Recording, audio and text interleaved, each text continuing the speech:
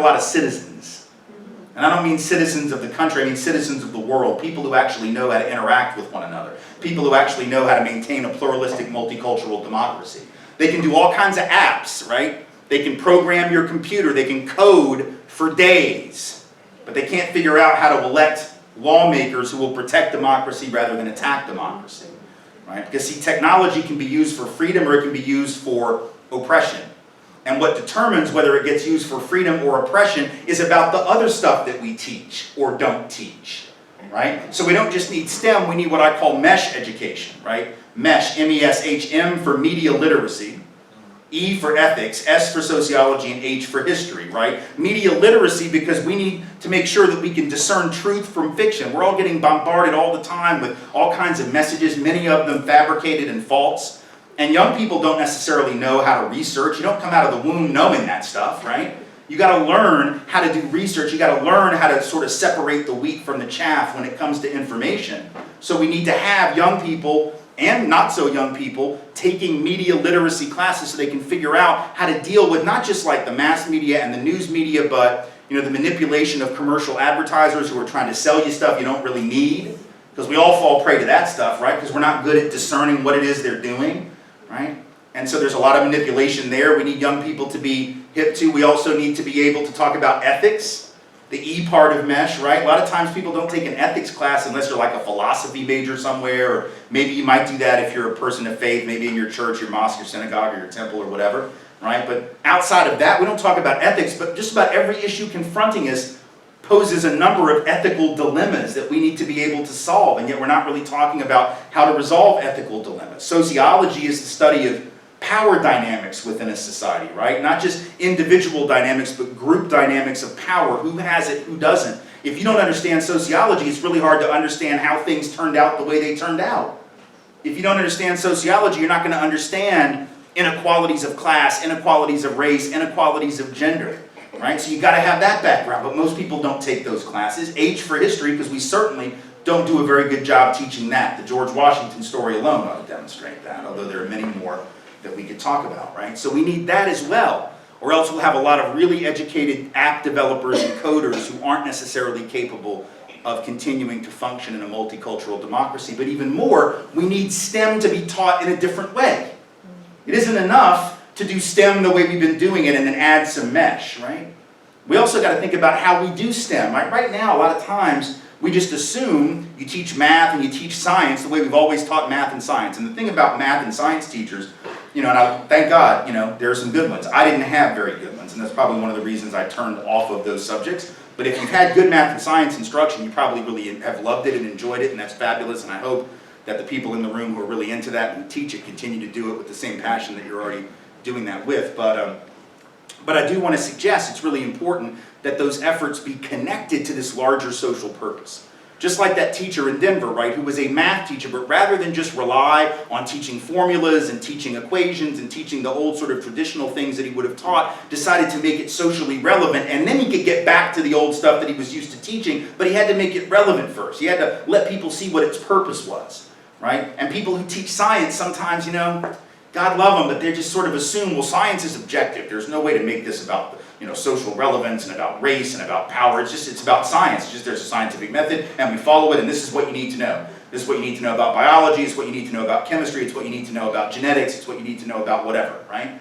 And that's all fine and good, but to think that science is objective, once again, anyone who thinks science is objective is not a scientist, right? Because the reality is it's not. Science is not objective. We choose what we will and will not study and what we will and will not look at. We choose what will and will not be funded. That's not an objective process, right? Even the stuff that we take for granted now as science, a lot of it was developed only on certain populations and not others, right? So for those who have studied psychology, for instance, and are familiar with the DSM-5, which is a diagnostic and statistical manual that's used to evaluate people for various emotional, mental disorders, right? Emotional disorders and behavioral disorders, right? This was a series of diagnoses, at least the first 3 iterations and probably the first 4. It's getting a little better, but the early versions of the DSM were developed primarily by looking at whom? Middle class and white individuals and assessing them for various disorders and then just applying that kind of diagnosis to anyone, right?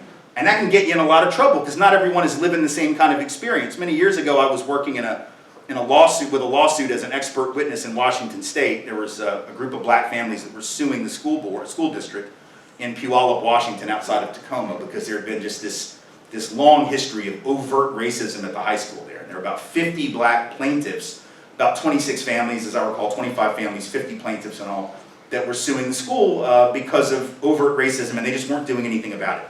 And during the time that we were trying to figure out if they were going to settle the lawsuit, the other side wanted to have the parents and the kids evaluated by a psychiatrist, right, to see if they'd really been damaged. Because they just weren't convinced. You know, we were asking for a multi-million-dollar judgment, and they were trying to reduce the judgment. So they tried to get a psychiatrist to examine these black families and black children, black parents. So the psychiatrist, white guy from the University of Washington, brings them in, sits them down, asks them a bunch of questions about their experience in Puyallup, comes to the conclusion that a third of these 50 people, approximately, 1/3 of this 50-person sample has borderline personality disorder and paranoia. Right? Borderline personality and paranoia. Now what you should know, first of all, that I forgot to tell you, one of the things that had happened at this school is that a group of white students had called threatening to kill every black child that came into the school with a high-powered rifle. So, perhaps paranoia isn't exactly uncalled for when someone has threatened to kill you and or your children. But this psychiatrist looked at it and said, well, they're clearly paranoid. They think somebody's trying to kill them. Well, somebody is trying to kill them and already said they were going to kill them, right? And he said they have oppositional defiant disorder because they're really angry. Imagine, they're suing a school. Of course they're angry. They're dealing with racism, but according to his application of the DSM, right, which at that point was in its 4th iteration, he was looking at these disorders and thinking, well, you know, if most people act this way, they would have something wrong with them. Yeah, maybe if most people acted this way, they would have something wrong with them. But if you've been the target of malicious harassment and death threats, being angry, being anxious, being a little paranoid is not evidence of mental disease. It's actually evidence of profound mental health.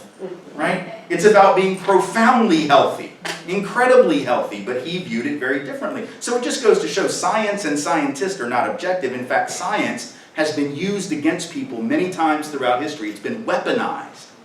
And if I'm a person of color, I might want to know that. See, that's the important way that we could change science instruction. Maybe it would help if at the beginning of our science instruction we made clear just how subjective science has been. And the way that it was used to justify involuntarily sterilizing over 100,000 women in the 20th century, disproportionately of color, a lot of them indigenous women, but also poor white women who were seen as imbeciles and morons and shouldn't have children because they would pass on their stupidity to another generation, is what the courts often said when they ordered these women to be sterilized against their will. Science did that. Everything Hitler did in Germany, he didn't come up with that. Right? The eugenics program, the sterilization program, the creation of the master race. You know where he got those ideas? He got those ideas from some of America's top scientists who taught at Princeton and Stanford and Yale and Harvard. He stole those ideas from our best and brightest minds. Right? Now, why is that relevant to instruction in a community college or in a high school or in a 4-year university? If I'm trying to create equity, my students of color and working class and lower income students and women of all colors need to know how science has been used against them.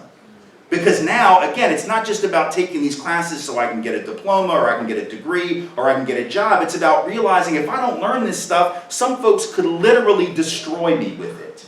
What I don't know can hurt me.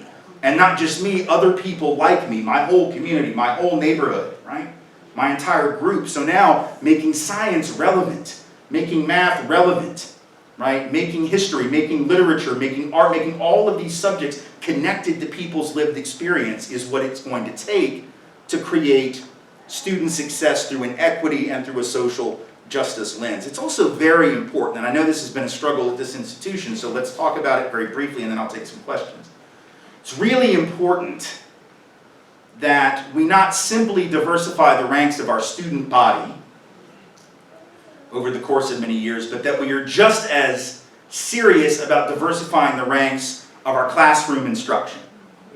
It is not sufficient to have only a statistical handful of black and brown full-time faculty teaching at a college that serves a growing percentage of students who are people of color. And let me be clear, I am not saying that this is because only people of color can teach people of color. That is not it.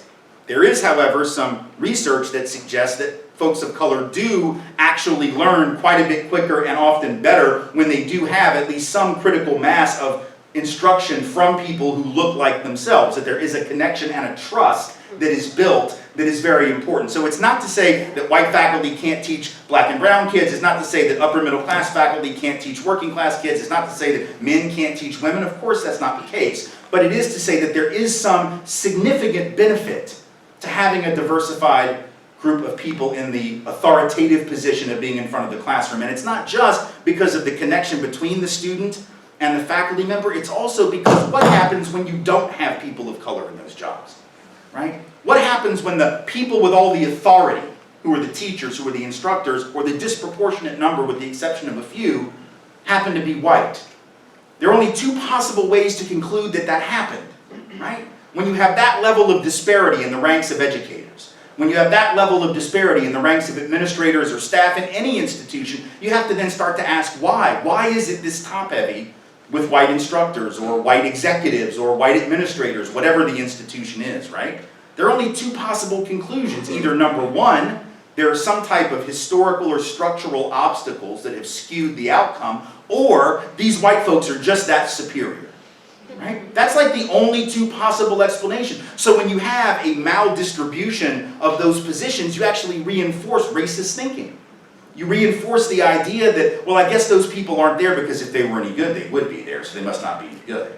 Right? That's why it's important to diversify the ranks of instructors and people in various jobs, not just higher ed, but all across the economy, because if you don't, you run the risk of reinforcing the idea that authority is white, that authority is male, that authority is upper middle class, that it can't be working class, that it can't be female, that it can't be black or brown.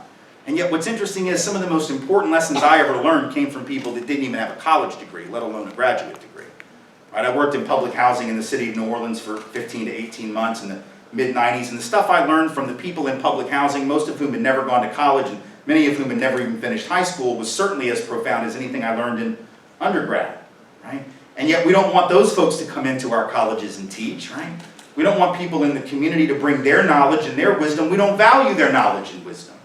Not even enough to come in and guest lecture, pay them for their wisdom, right?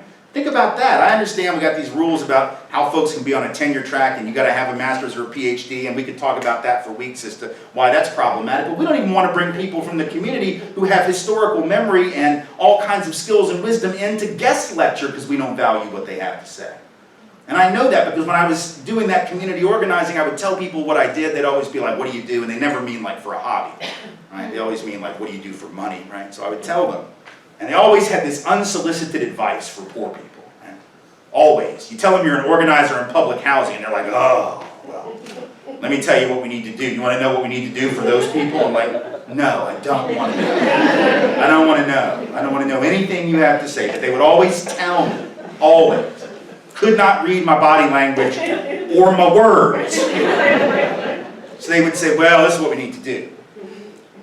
We need to get some of those corporate executives, those CEOs from the oil and gas industry, and send them into the projects to teach these people how to manage money. Oh, what? You want to send millionaires into the hood to tell poor people how to manage money? The hell, just give me $1 million, I'll manage. It's not that hard to manage money when you've got a lot of money. In fact, when you're wealthy, you don't manage your own money, fool. You get somebody to do that for you. You don't even have to know how to manage it once you got it. Right? How many people have to know how to manage it are the folks who don't have it. So you don't need to send CEOs in to teach poor people how to manage something they don't have. You need to teach poor people and pay them to go in and teach rich people how to manage their money and live on less. These women that I was working with, they're the ones who had the real talent. They were living on $327 a month in SNAP and various types of government benefits and maybe whatever they could earn under the table, right? Working maybe sometimes 2 jobs, still not enough to bring them above poverty. Living on a couple $100 a month and keeping a roof over their head and keeping their kids alive. That takes talent. Managing millions of dollars does not take talent. In fact, it takes a profound lack of talent to lose that much money. And yet in this country, that's what happened, right? We wiped out $12.5 trillion of worth because some rich folks on Wall Street got a little frisky with other people's money. lost $12.5 trillion of wealth, 20% of the net worth of this country that it took over 230 years to accumulate. They wiped it out in 18 months. Right? But they still got their bonuses, and they still got their jobs on Wall Street. They're still working in banks, none of them in jail. Right? You got some poor folks living on $3.27. Nobody wants to value their wisdom. That's our problem. Right? Is that we haven't adequately defined what education is for, and we haven't adequately understood where wisdom resides. Wisdom doesn't just reside where we think it resides in all of us. And the only way we're going to tap into that wisdom is to look at student success through a lens of both social justice and a lens of equity, and never be satisfied until we're doing right, not just in general by people, and not just for some, but for all. And if we do that, then we have the possibility of making America great. But here's the thing, not again. Okay. Making it great for the first time for everyone in this country. Thank you all so much for being here.